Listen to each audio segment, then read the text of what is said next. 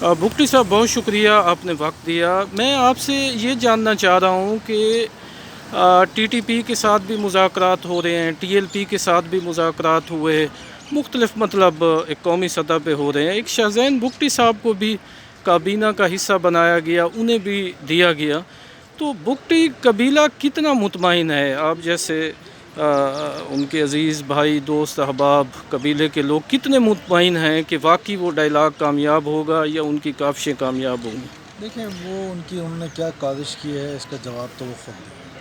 جہاں تک رہے بات ہے, ایک بڑی واضح ڈویژن ہے بگٹی قبائل کے حوالے سے اگر آپ بات کر رہے ہیں, تقریباً کوئی 400 سے 500 لوگ قتل ہوئے ہیں.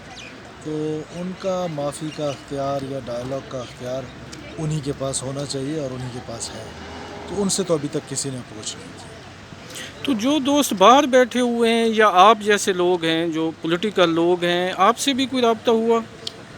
نہیں, مجھ سے وزیر اعظم صاحب نے شروع میں ایک رابطہ کیا تھا, اس کے بعد کوئی رابطہ نہیں. تو بلوچستان میں کیا صورتحال ہے اس حکومت کی؟ پاکستان تحریک انصاف کے آنے کے بعد کیا حالات چل رہے ہیں سر؟ دیکھیں جو باقی پاکستان میں ہیں چیزیں جہاں پر بہت ساری امپروو ہوئی ہیں, وہاں پر یہ جو مہنگائی کا مسئلہ ہے یہ حکومت کے لیے ایک بڑا چیلنج ہے. سر بہت شکریہ سر.